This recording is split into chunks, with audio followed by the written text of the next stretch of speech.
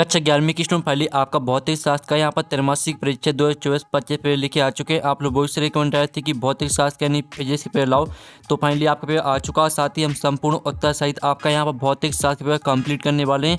तो इस वीडियो को आपको ध्यान से देखना है और साथ ही वीडियो को लाइक कर लीजिए और चैनल को सब्सक्राइब कर लीजिए, क्योंकि हम बड़ी मेहनत से आपके लिए पेपर लाते हैं। और साथ ही स्टूडेंट आप यहाँ पर देख लीजिए पूर्णांक आपका 70 अंक रहने वाला है और समय आपका यहाँ पर 3 घंटे रहेगा। ठीक है, तो इस वीडियो को आपको ध्यान से देखना है और साथ ही वीडियो को लाइक यहाँ पर जरूर कर लीजिएगा। और साथ ही आपके यहाँ पर निर्देश आते हैं, सही प्रश्न करना अनिवार्य है। फिर आपका दूसरा निर्देश आता है प्रश्न क्रमांक 1 से 5 तक वस्तुनिष्ठ प्रश्न जिनके लिए 28 अंक निर्धारित। ठीक है, फिर आपका तीसरा निर्देश आता है चौथा पाँचवा, तो आपके यहाँ पर निर्देश आते हैं तो आप निर्देश ही पढ़ सकते हैं। आप चलिए स्टूडेंट जो आपका भौतिक शास्त्र का पेपर है वो देख लेते हैं। तो आपको यहाँ पर थोड़ा जूम करके दिखाते हैं जिससे आप यहाँ पर अच्छी तरह से देख पाएंगे। तो स्टूडेंट आप यहाँ पर देख लीजिए, आपका प्रश्न पहला आता है सही विकल्प चुनकर लिखिए। आपके 6 नंबर के आएंगे। तो पहला आता है एक प्रकाश वर्ष का मान होता है, तो इसका आपका ऑप्शन आता है 365 FNU और बा आता है 3 × 10 की घात 8 मीटर। फिर आपका सा आता है 9.46 × 10 की घात 15 मीटर और आपका दा ऑप्शन आता है 1.5 × 10 की घात 11 मीटर। तो जो आपका यहाँ पर दिया गया एक प्रकाश वर्ष का मान होता है, तो इसका राइट आंसर आपका सा हो जाएगा 9.46 × 10 की घात 15 मीटर। तो आपको यहाँ पर ध्यान से देखना और सुनना, जिससे पूरे ऑब्जेक्ट है वो आपको यहीं पे याद कर लेना है। ठीक है, फिर दूसरा आता है स्थिति समय ग्राफ का ढाल प्रदर्शित करता है, तो इसका आपका ऑप्शन आता है वेग और बात आपका त्वरण, सात आपका मंदन और दाता विस्थापन। ठीक है, तो यहाँ पर स्थिति समय ग्राफ का ढाल प्रदर्शित करता है, तो इसका राइट आंसर आपका वेग हो जाएगा। ठीक है, तो आपको ध्यान से यहाँ पर याद करते जाना। फिर यहाँ पर तीसरा आता है निम्नलिखित में सदस्य राशियों का समूह है, तो इसका आपका ऑप्शन आता है दाब वेग बल और बात आपका त्वरण क्षेत्रफल संवेग और सात जड़त्व आघूर्ण बल आघूर्ण विस्थापन और इसका आपका दा ऑप्शन आता है त्वरण दाब क्षेत्रफल। तो जो आपका यहाँ पर दिया गया ठीक है निम्नलिखित में सदस्य राशियों का समूह है, तो इसका जो आपका यहाँ पर करेक्ट आंसर रहने वाला वो आपका बा हो जाएगा त्वरण क्षेत्रफल संवेग। अब चलिए आपका यहाँ पर चौथा आता है अधिकतम दूरी तक प्रक्षेपित करने हेतु प्रक्षेप कोण होना चाहिए, तो इसका आपका ऑप्शन आता है 45 डिग्री, बा ऑप्शन आता है 60 डिग्री, फिर आपका सा आता है 90 डिग्री और दा आता है 0 डिग्री। तो यहाँ पर अधिकतम दूरी तक प्रक्षेपित करने हेतु प्रक्षेप कोण होना चाहिए, तो इसका राइट आंसर आपका 45 डिग्री हो जाएगा। फिर आपका यहाँ पर आता है पाँचवा रॉकेट नोदन आधारित है द्रव्यमान संरक्षण पर और बाता ऊर्जा संरक्षण पर और साता संवेग संरक्षण पर और दाता उपयुक्त तीनों पर। तो यहाँ पर रॉकेट नोदन आधारित है, तो इसका राइट आंसर आपका बा हो जाएगा ऊर्जा संरक्षण पर। फिर आपका यहाँ पर छठवां आता है निम्नलिखित में से ऊर्जा का मात्रक नहीं है, तो इसका आपका ऑप्शन आता है जूल और बात आपका अर्ग, साता इलेक्ट्रॉन वोल्ट और दाता वाट। तो जो आपका यहाँ पर दिया गया ठीक है निम्नलिखित में से ऊर्जा का मात्रक नहीं है, तो जो आपका जूल है जूल भी आपका ऊर्जा का मात्रक है और अर्ग भी आपका ऊर्जा का मात्रक है, इलेक्ट्रॉन वोल्ट भी आपका ऊर्जा का मात्रक है। जो वाट है वाट आपका ऊर्जा का मात्रक नहीं है, तो जो आपका इसका करेक्ट आंसर रहेगा वो आपका वाट हो जाएगा। अब चलिए आपका प्रश्न 2 आता है रिक्त स्थान की पूर्ति कीजिए। आपके 6 नंबर के आते हैं। तो पहला आता है एक नैनोमीटर बराबर कितने मीटर होते हैं, तो यहाँ पर 1 नैनोमीटर बराबर होते हैं 10 की घात -9 मीटर। ठीक है, 10 की घात -9 ये आपका आंसर रहने वाला है। फिर आपका दूसरा आता ठीक है दूसरा आपका रिक्त स्थान आता है ताक्षणिक चाल व ताक्षणिक वेग का अनुपात सदैव 1 होता है, तो इसका आंसर आपका 1 हो जाएगा। ठीक है, तो आपको यहाँ पर अच्छी तरह से याद करते जाना है। फिर आपका तीसरा आता है वृत्तीय मोड़ पर सड़क डॉट की ओर ऊंची बनाई जाती हैं, तो यहाँ वृत्तीय मोड़ पर सड़क ढलान की ओर ऊंची बनाई जाती हैं। ठीक है, तो इसका आंसर आपका ढलान हो जाएगा। ठीक है, तो आपको यहाँ पर अच्छी तरह से याद कर लेना है। फिर आपका आता है चौथा यदि किसी निकाय पर कोई बाह्य बल ना लगाया जाए तो उसका डॉट नियत रहता है, तो यहाँ पर यदि किसी निकाय पर कोई बाह्य बल ना लगाया जाए तो उसका ठीक है रेखीय संवेग नियत रहता है, तो इसका आंसर आपका यहाँ पर रेखीय संवेग हो जाएगा। ठीक है, रेखीय संवेग ये आपका यहाँ पर आंसर हो जाएगा। ठीक है, तो आपको यहाँ पर अच्छे से याद कर लेना है। फिर आपका आता पाँचवा ऐसे पद्धति में बल का मात्रक डॉट है, तो यहाँ पर ऐसा ही पद्धति में बल का मात्रक आपका यहाँ पर न्यूटन हो जाएगा। ठीक है, न्यूटन आपका करेक्ट आंसर रहने वाला है। फिर आपका आता छठवां दृढ़ स्प्रिंग का स्प्रिंग नियतांक मृदु स्प्रिंग के स्प्रिंग नियतांक से अधिक होता है, तो इसका आंसर आपका अधिक हो जाएगा। तो इस तरह से जो आपके यहाँ पर रिक्त स्थान वो कंप्लीट हो जाते हैं, जो कि 6 नंबर के थे, तो आपने अच्छे से याद कर लिए होंगे। अब चलिए स्टूडेंट आपके यहाँ पर देख लेते हैं प्रश्न 3 आता है। ठीक है, सत्य असत्य का चयन करके लिखिए। आपके 6 नंबर के आते हैं। ठीक है, तो आपका पहला आता है किसी पिंड को एक समान वेग से गतिशील बना रखने के लिए बल आवश्यक है, तो पहला आपका रहने वाला सत्य। ठीक है, पहला आपका यहाँ पर सत्य रहेगा।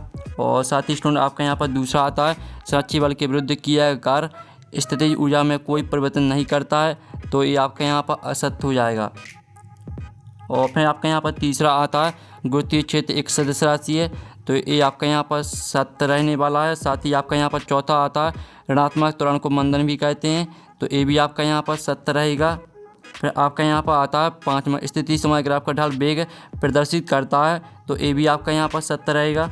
और फिर आपका यहाँ पर छठवां आता है प्रक्षेप का पथ परवलयाकार होता है, तो यह भी आपका सत्य रहने वाला है। तो इस तरह से आपके यहाँ पर सत्य भी हो जाते हैं, जो कि 6 नंबर के थे और आपने अच्छे से याद कर लिए होंगे। ठीक है, और वीडियो को लाइक जरूर कर लीजिए। अब चलिए आपका प्रश्न 4 आता है सही जोड़ी बना कर लिखिए। आपकी 5 नंबर की आती हैं स्तंभ अववा में दी गई सही जोड़ी। तो पहले आती है रेखीय संवेग, तो रेखीय संवेग को आपको यहाँ पर द्रव्यमान गुणे वेग से मैच करना है। फिर दूसरी आती है व्यवहार राशि, तो इसको आपको विकृति से मैच करना है। फिर तीसरी आती है आपेक्षिक घनत्व, आपेक्षिक घनत्व को आपको m0 l0 और t0 से मैच करना है, ये आपके यहाँ पर तीसरी हो जाएगी। जो चौथी आपकी दी पारसेक, तो पारसेक को आपको यहाँ पर 3.08 × 10⁻16 मीटर से मैच करना है, ये आपकी चौथी रहने वाली है। और जो पाँचवीं आती है आवृत्ति की विमा, तो आवृत्ति की विमा आपकी हो जाएगी m0 l0 t-1 से। ठीक है, ये आपकी पाँचवीं रहने वाली है। तो इस तरह से जो आपकी सही जोड़ी वो मैच हो जाती हैं। और साथ ही हमने यहाँ पर नंबर भी लिख दिए कौन में वो कौन सी मैच करनी है, तो आप यहाँ पर देख सकते हैं। अब चलिए प्रश्न 5 आता है एक वाक्य एक शब्द में उत्तर दीजिए। 5 नंबर के आते हैं। तो पहला आता BT ग्राफ के अंतर्गत आने वाला क्षेत्रफल क्या व्यक्त करता है, तो इसका आंसर रहने वाला विस्थापन। ठीक है, विस्थापन व्यक्त करता है, तो विस्थापन आपका करेक्ट आंसर हो जाएगा। फिर आपका आता है शून्य सदिश किसे कहते हैं, तो इसका आंसर रहेगा ठीक है जिस सदिश का परिमाण, ठीक है परिमाण शून्य होता है शून्य सदिश कहते हैं। जो आपका यहाँ पर दिया गया ठीक है शून्य सदिश किसे कहते हैं, तो इसका आंसर सुन लीजिए जिस सदिश का परिमाण शून्य होता है उसे शून्य सदिश कहते हैं। फिर आपका तीसरा आता है पानी पर तैरते हुए m द्रव्यमान के एक कारक पर नेट बल का मान कितना होगा, तो यहाँ पर ठीक है पानी पर तैरते हुए m द्रव्यमान के एक कारक पर नेट बल का मान 0 होगा। ठीक है, 0 आपका इसका आंसर रहने वाला है। फिर आपका आता है रॉकेट नोदन किस नियम पर आधारित है, तो इसका आंसर रहेगा संवेग संरक्षण पर। ठीक है, रॉकेट नोदन संवेग संरक्षण पर आधारित है। फिर आपका आता है 5वां कोई गाड़ी 90 किलोमीटर प्रति आवर की चाल से चल रही है, तो 15 मिनट में ये कितने मीटर चलेगी, तो इसका आंसर आपका रहने वाला ठीक है 22.5 मीटर। ठीक है, इस तरह से आपके यहाँ पर एक सदवाक में तक कंप्लीट हो जाते हैं और आपने अच्छे से यहाँ पर याद कर लिए होंगे। अब चलिए आपके यहाँ पर देख लेते हैं। प्रश्न 6 आता है सदिशों, ठीक है सदिशों के एक संबंधित त्रिभुज नियम लिखिए। इसका अथवा आता है कि किसी सदिश ए को किसी XY समतल में विभाजित करके लिखिए। तो स्टूडेंट जो आपका यहाँ प्रश्न दिया गया ठीक है सदिशों के एक संबंधित त्रिभुज नियम लिखिए। तो स्टूडेंट आप यहाँ पर देख लीजिए, इसका आंसर आप यहाँ पर देख लीजिए। इस नियम के अनुसार यदि दो सदिशों को परिमाण व दिशा में किसी त्रिभुज की दो क्रमागत भुजाओं से निरूपित किया जाए, तो तब इन सदिशों का परिणामी परिमाण व दिशा में विपरीत क्रम में ली गई त्रिभुज की तीसरी भुजा के द्वारा निरूपित होगा। इसे ठीक है इसे सदिशों के एक का त्रिभुज नियम कहते हैं। तो इस तरह से आपका आंसर रहने वाला है। तो आपका यहाँ पर अच्छी से याद कर लेना ठीक है, और इसका स्क्रीनशॉट आप ले लीजिए। अब चलिए आपका यहाँ पर जो इसका अथवा वाला प्रश्न दिया गया ठीक है, किसी सदिश ए को किसी XY समतल में विभाजित करके लिखिए। ठीक है, तो ये इसका आंसर है वो भी हम यहाँ पर देख लेते हैं। तो स्टूडेंट आप यहाँ पर देख लीजिए, जो इसका आंसर है वो आपका कुछ इस तरह का रहने वाला है। तो आप इसका स्क्रीनशॉट ले सकते हैं। ठीक है, ये आपका क्वेश्चन 6 में का अथवा का आंसर है। अब चलिए आपके यहाँ पर देख लेते हैं जो आपका यहाँ पर 7वां प्रश्न दिया गया ठीक है, विमीय विश्लेषण की सीमाएँ लिखिए। तो आप यहाँ पर देख लीजिए, ये आपकी विमीय विश्लेषण की सीमाएँ यहाँ पर दी गई हैं। ठीक है, आप यहाँ पर देख लीजिए, इस विधि से विमानी राशि का मान ज्ञात नहीं किया जा सकता। इस विधि से ठीक है त्रिकोणमिति लघुगणकीय आदि वाले समीकरण को ज्ञात नहीं किया जा सकता। ठीक है, इसका आप तीसरा पॉइंट भी देख सकते हैं, चौथा पॉइंट, 5वां आपको याद कर लेना। ठीक है, फिर आप यहाँ पर जो इसका अथवा दिया गया ठीक है विमीय विश्लेषण के उपयोग लिखिए। तो जो विमीय विश्लेषण के उपयोग रहेंगे वो भी आप यहाँ पर देख लीजिए। ये आपके यहाँ विमीय विश्लेषण के उपयोग दिए गए हैं। ठीक है, भौतिक समीकरणों की शुद्धता की जांच करना और भौतिक राशियों के बीच संबंध स्थापित करना। फिर आपका इसका तीसरा आता है एक पद्धति के मात्रा को दूसरी पद्धति के मात्रकों में बदलना और भौतिक राशियों की मात्रा ज्ञात करना। ठीक है, इस तरह से आपके विमीय विश्लेषण के उपयोग हो जाते हैं। फिर आप यहाँ पर देख लीजिए, फिर आपका आता 8वां प्रश्न, कोई कार एक समान रूप से त्वरित होकर 5 सेकंड में 8 किलोमीटर प्रति आवर से 36 किलोमीटर प्रति आवर की चाल प्राप्त करती है, कार का त्वरण ज्ञात कीजिए। ठीक है, तो इसका जो आंसर रहेगा कार का त्वरण आपको निकालना है। तो इसका जो आंसर रहेगा वो आप यहाँ पर देख लीजिए। इस तरह से आपका इसका आंसर रहने वाला है और इस तरह से आपको इसको सॉल्व करना है, ठीक है। तो इसका आंसर आपको दिख रहा होगा स्क्रीन में, तो आप यहाँ पर देख लीजिए, ठीक है। और स्क्रीनशॉट आप ले सकते हैं अच्छी तरह से, हम आपको स्क्रीन में दिखा रहे हैं आंसर, ठीक है।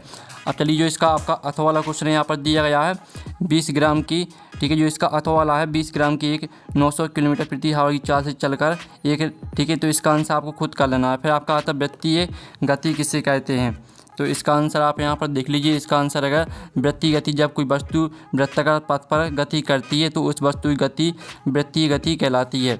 अब चलिए जो इसका आपका यहाँ पर दिया गया अथवा वाला प्रक्षेप गति किसे कहते हैं, ठीक है। तो इसका आंसर आप यहाँ पर देख लीजिए, ये आपका यहाँ पर आंसर दिया गया, ठीक है। यदि किसी पिंड को किसी प्रारंभिक वेग से ऊर्ध्वाधर दिशा से भिन्न किसी अन्य दिशा में फेंका जाता है तो वह पिंड गुरुत्वीय त्वरण के अधीन, ठीक है, ऊर्ध्वाधर तल में एक वक्र पर गति करता हुआ पृथ्वी पर किसी अन्य स्थान पर लौटकर आ गिरता है। इस गति को प्रक्षेप गति कहते हैं, ठीक है। इस तरह से आपका आंसर रहने वाला है। अब चलिए जो आपके यहाँ पर दिया गया, ठीक है, 10वां जड़त्व का नियम लिखिए। तो आप यहाँ पर देख लीजिए, ये रहा आपका यहाँ पर जड़त्व का नियम, ठीक है। कोई वस्तु स्थिर हो या एक समान गति से चल रही हो तो वह उस समय तक स्थिर अथवा गति करती रहती है जब तक कि उस पर कोई असंतुलित बल ना लगाया जाए, ठीक है। इस तरह से आपका आंसर रहने वाला है। फिर जो आपके यहाँ पर दिया गया, ठीक है, इसका अथवा संवेग संरक्षण का नियम लिखिए। तो आप यहाँ पर देख लीजिए, ये आपका संवेग संरक्षण का नियम यहाँ पर दिया गया है, तो इसको पूरा आपको यहाँ पर अच्छी तरह से याद कर लेना, ठीक है। अब चलिए आपके यहाँ पर क्वेश्चन 11 देख लेते हैं। तो आपके यहाँ पर क्वेश्चन 11 आता है, ठीक है, जिसमें आप यहाँ पर देख सकते हैं कि क्रिकेट में खिलाड़ी कैच लेते समय अपने हाथों को पीछे की ओर क्यों खींचते हैं। तो इसका जो आंसर रहेगा, तो स्टूडेंट आप यहाँ पर देख लीजिए, इसका आंसर ऐसा इस कारण होता है ताकि गेंद की वेग परिवर्तन की दर अर्थात गेंद का वेग शून्य करने में अधिक समय लगता हो, खिलाड़ी को गेंद पकड़ने के लिए कम बल आरोपित करना पड़े तथा चोट लगने की संभावना भी नगण्य हो जाए, ठीक है। इस तरह से पूरा आपको याद करना है। अब चलिए जो आपके यहाँ पर दिया गया इसका अथवा वाला पहियों में बॉल बेयरिंग का उपयोग क्यों किया जाता है। तो इसका जो आंसर रहेगा वो आप यहाँ पर देख लीजिए। इसका आंसर रहेगा पहियों में बॉल, ठीक है, बॉल बेयरिंग का उपयोग इस्तेमाल करने से घर्षण कम होता है, जिससे सड़क और वाहन के बीच घर्षण कम होता है। ये आपका आंसर रहेगा। फिर आप यहाँ पर देख लीजिए, फिर आपका 12वां आता घर्षण से होने वाली लाभ हानि लिखिए। तो आप यहाँ पर देख लीजिए, ये आपकी घर्षण से लाभ और हानि यहाँ पर दी गई हैं, तो आपको इनको अच्छी तरह से यहाँ पर याद कर लेना, ठीक है। आप स्क्रीनशॉट ले सकते हैं, तो याद कर लीजिएगा। और साथ ही आप यहाँ पर देख लीजिए, इसका अथवा दिया गया घर्षण को कम करने तथा बढ़ाने के उपाय लिखिए। तो आप यहाँ पर देख लीजिए, ये आपके यहाँ पर घर्षण को कम करने के उपाय हैं, ठीक है। 3 उपाय आपके यहाँ पर दिए गए, तो इनको याद करना है। और साथ ही आपकी घर्षण को बढ़ाने के उपाय हैं, ठीक है। 3 उपाय आपके बढ़ाने के उपाय दिए गए 3, तो तीनों को याद कर लेना है। तो आप स्क्रीनशॉट ले सकते हैं।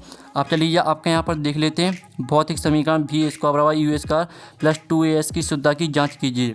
तो ये इसका आंसर रहेगा। तो स्टूडेंट इसका आंसर हम आपको बता देते हैं, ठीक है। तो इसका आंसर आप यहाँ पर देख लीजिए, इस तरह से आपको इसको सॉल्व करना है, ठीक है। आप यहाँ पर देख लीजिए v² बराबर u² प्लस 2as समीकरण की शुद्धता की जाँच करना है। LHS की बीमा v² बराबर, ठीक है, LT-1 का होल स्क्वायर, ठीक है। इस तरह से पूरा आपको सॉल्व करना है। आप इसका स्क्रीनशॉट ले सकते हैं। अब चलिए आपके यहाँ पर देख लेते हैं जो इसका आपका अथवा दिया गया, ठीक है। वायु में ध्वनि का वेग v वायु दाब p एवं घनत्व d पर निर्भर करता है। बीमी विधि से ध्वनि के वेग v के लिए न्यूटन के सूत्र की स्थापना कीजिए। तो इसका जो आंसर रहेगा तो वो हम आपको यहाँ पर दिखा देते हैं, ठीक है। इसका आंसर आप यहाँ पर देख लीजिए, इस तरह से इसका आपका आंसर रहने वाला है, ठीक है। तो इसको आप यहाँ पर देख सकते हैं अच्छी तरह से, ठीक है। तो स्टूडेंट आप यहाँ पर अच्छी तरह देख लीजिए, इस तरह से आपका इसका आंसर रहेगा, ठीक है। हम आपको यहाँ फिर से दिखा देते हैं। तो आप यहाँ पर देख लीजिए, इस तरह से आपको लिखना प्रश्नानुसार, और यहाँ पर दे के एक बेमानी राशि है। तो आप यहाँ पर देख लीजिए वेग v का विमीय सूत्र, दाब p का विमीय सूत्र और घनत्व d का विमीय सूत्र, ठीक है। और समीकरण 1 में उपयुक्त मान रखने पर, तो इस तरह से आपको इसको पूरा हल करना है, ठीक है। इस तरह से आपका आंसर यहाँ पर कंप्लीट हो जाता है। फिर जो आपके यहाँ पर दिया गया है, ठीक है, हम यहाँ पर देख लेते हैं। आपका 14वां प्रश्न है, प्रक्षेप गति में किस कोण पर क्षैतिज परास ऊंचाई के बराबर होती है, गणना कीजिए। तो आपको इसको हल किस तरह से करना है वो हम आपको दिखा देते हैं।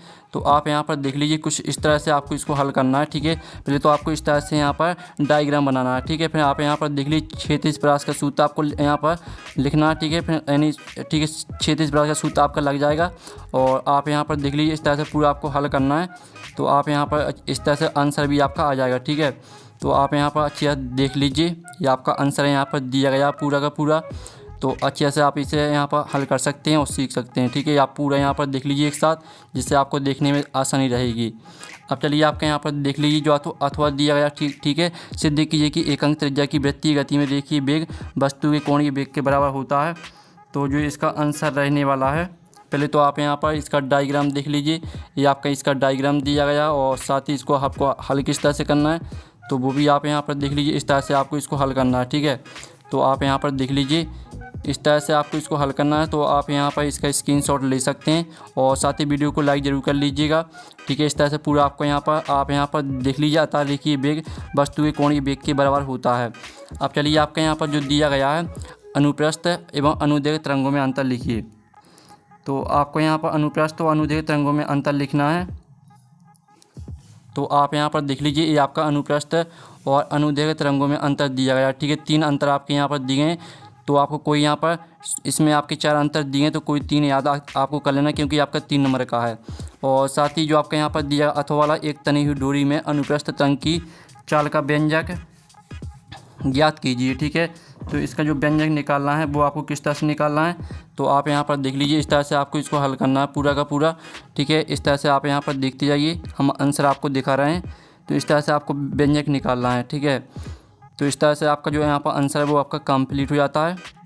ठीक है, आप यहाँ पर देख लीजिए m बराबर इस तरह से आपका अंडर रूट प्रतिबल बटे में घनत्व। ठीक है, इस तरह से आपका यहाँ पर आंसर कंप्लीट पूरा हो जाता है। तो आप यहाँ पर देख लीजिए, इस तरह से पूरा आपको सॉल्व करना है। और साथ ही आप यहाँ पर देख लीजिए शक्ति के लिए सूत्र P बराबर F/V स्थापित कीजिए।